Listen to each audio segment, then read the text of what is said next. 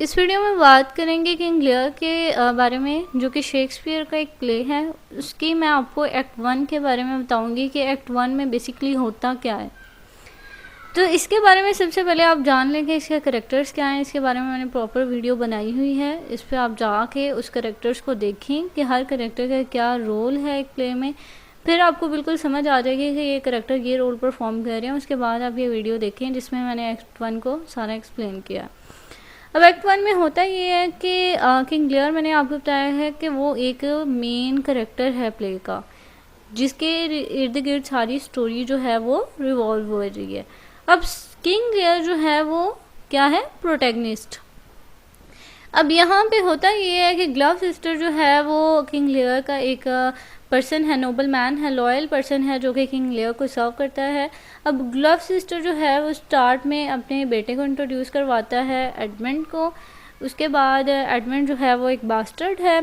लियर जो है वो उसने एक्चुअली प्लान किया होता है कि मैंने अपनी जितनी भी किंगडम है, जितनी भी मेरे पास जायदाद है, वो सब कुछ मैंने डिवाइड कर देना है, क्योंकि अब मैं बूढ़ा हो चुका हूँ।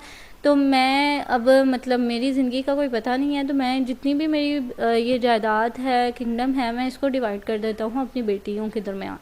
उसकी 3 बेटियां हैं, एक तो है कॉर्डेला, एक गॉनरिल और रैगन। अब तीनों बेटियां जो हैं उनमें एक बेटी बहुत ही लॉयल है किंग लियर से, वो है कॉर्डेला। लेकिन किंग लियर कॉर्डेला जो है उसको बुरा समझता है और बाकी जो बेटियां हैं उनको अच्छा समझता है।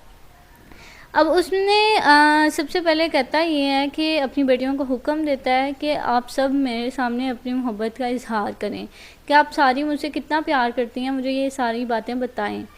अब गॉनरिल और रैगन जो हैं वो बहुत ही ज़्यादा, मतलब किंग लियर टेस्ट कर रहा होता है कि कौन सी बेटी जो है मुझसे कितना प्यार करती है, मुझे समझ आ जाएगी ताकि मैं उनमें से इजीली अपनी जो किंगडम है उसको डिवाइड कर सकूं। गॉनरिल और रैगन जो हैं वो बड़ी फ्लैटरी और करती हैं, उसकी बहुत खुशामद करती हैं, उसकी तारीफ़ों के बड़े लंबे लंबे पुल बांधती हैं। जबकि कॉर्डेला जो है वो कहती है कि मैं मतलब अपने आपसे बहुत ज़्यादा, जितना मैं अपने दिल से आपसे प्यार करती हूँ उतना मैं अपनी ज़ुबान पे नहीं ला सकती। मीन से मैं आपसे बिल्कुल ऐसे ही प्यार करती हूँ जैसे एक बेटी को अपने बाप से करना चाहिए। लेकिन वो उसकी तारीफ़ों के लंबे लंबे पुल नहीं बांधती, ना ही उसे इतनी लंबी लंबी उसकी फ्लैटरी करती है। बिल्कुल एग्जैक्ट टू द पॉइंट वो बात करती है कि जैसे मुझे अपने एक बाप से प्यार करना चाहिए, मैं बिल्कुल वैसे ही आपसे प्यार करती हूँ।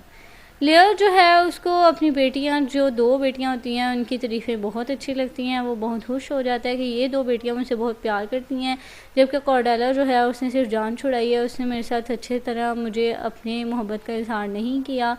तो इस बात पे लियर जो है वो कॉर्डेला से नाराज़ हो जाता है। वो कहता है कि तुम्हें मैंने अपनी जायदाद में से भी कुछ नहीं देना, अपनी किंगडम में से भी कुछ नहीं देना। अब केंट जो है यहाँ पे, वो इसके बारे में मैंने आपको बताया था कि ये किंग लियर को सर्व करता है, ये किंग लियर का एक मुलाजिम है। तो वो उसे कहता है कि लियर आप मतलब जिस बात में फ़ैसला ले रहे हैं, जबकि कॉर्डेला जो है वो आपके साथ ज़्यादा मोहब्बत करती है, वो आपके साथ ज़्यादा लॉयल है। लेकिन किंग लियर इसकी बात पे यकीन नहीं करता। वो इसको सज़ा देने के लिए, केंट को सज़ा देने के लिए उसको बैनिश कर देता है, अपनी किंगडम में से निकाल देता है कि तुम भी निकल जाओ। और अपनी जो 2 बेटियां होती हैं जो उसकी बहुत ज़्यादा तारीफ़ें करती हैं, उनको वो नहीं जाने देता, मतलब उन्हें ज़्यादा अच्छा समझता। उसके बाद वो बुलाता है, एक पर्सन होता है, फ्रांस का किंग होता है, वो कॉर्डेला को पसंद कर लेता है। मतलब वो 2 पर्सन को बुलाता है और उनसे पूछता है कि मतलब मेरी आप ये जो बेटी है कॉर्डेला, इससे कौन शादी करेगा। वो 2 पर्सन को बुलाता है, एक है होता है किंग ऑफ फ्रांस और एक होता है ड्यूक ऑफ बर्गंडी।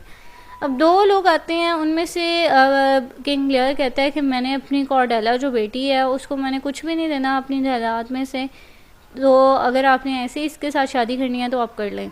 अब ड्यूक ऑफ बर्गंडी जो होता है वो तो उसे एक्सेप्ट नहीं करता कि जिसका बाप ही इसे इस तरह कह रहा है और जिसके पास कुछ पैसा ही नहीं होगा तो मैंने उससे शादी करके क्या करना है, वो तो इनकार कर देता है। अब जो किंग ऑफ फ्रांस होता है, जब उसे पता चलता है कि वो उसकी बेटी इस तरह ऑनेस्ट है, मतलब अपने बाप की उसे पता भी है कि अगर मैं अपने बाप की फ्लैटर हो जाऊंगी, उनकी बड़ी तारीफ़ें करूंगी तो मेरा बाप मुझे बहुत कुछ दे देगा, इसके बावजूद वो बिल्कुल सच बोल रही है, जो बात उसके दिल में है वही कह रही है। तो वो उसकी ईमानत से बहुत ज़्यादा इम्प्रेस होता है और उसकी ऑनेस्टी उसे बहुत अट्रैक्ट करती है और वो उससे शादी कर लेता है। इसके साइड बाय साइड एक स्टोरी चल रही है ग्लव सिस्टर की दो बेटी हैं, उनमें से एक बेटा जो है वो ग्लव सिस्टर के खिलाफ चालें चल रहा है। अब वो चालें इस तरह चल रहा है कि ग्लव सिस्टर जो है उसको पता नहीं है, जैसे कि किंग लियर को नहीं पता कि उसकी जो दो बेटियां उसके सामने बहुत तारीफ़ें कर रही हैं वो अच्छी नहीं हैं। जबकि इसी तरह ग्लव सिस्टर के साथ है कि उसकी जो बेटे हैं, दो बेटे, उनमें से एक बेटा जो है वो साजिश कर रहा है, यानी ग्लव सिस्टर को उसके बेटे के खिलाफ भड़का रहा है, उसे उसके जहन में गलत ख्याल आ रहा है कि आपका जो बेटा है वो ठीक नहीं है। मतलब उसके सामने अच्छा भी बन रहा है, अपने बाप बेटे भाई जो है उसकी तारीफ़ें भी कर रहा है कि नहीं मेरा भाई ऐसे नहीं कर सकता, हो सकता है ऐसा कुछ हो गया हो, कोई ऐसा इंसिडेंट हो गया हो। मतलब उसके सामने बहुत अच्छे से वो हिपोक्रेट उसे दिखाया हुआ है इस प्ले में। तो यही चीज़ है कि ग्लव सिस्टर जो है वो भी, उसको भी नहीं यकीन आ रहा अपने बेटे के बारे में। तो ये साइड बाय साइड एक स्टोरी चल रही है इन दो बेटों की और एक बाप की, और इधर यहाँ तीन बेटियों की और एक बाप की। तो यही चीज़ है जिसमें एडमंड जो है यहाँ पे वो जो है वो साजिश कर रहा है एडगर के ख़िलाफ़। एडगर जो है उसका बेटा है और एडमंड साजिशें चल रहा है। तो ये एक एक्ट 1 था जिसमें ये सारी चीज़ें चल रही हैं। आई होप आपको क्लियर हो गई होंगी। इससे रिगार्डिंग अगर आपका कोई क्वेश्चन है तो आप कमेंट सेक्शन में पूछ सकते हैं। इसके अलावा अब मेरी नेक्स्ट वीडियो जो है वो एक्ट 2 के बारे में होगी। अगर तो आपको इस वीडियो की समझ आई है तो आप वो दूसरी वीडियो भी ज़रूर देखिएगा, और अगर इसमें कोई कन्फ्यूजन है तो आप मुझसे पूछ सकते हैं। Thank you so much for watching.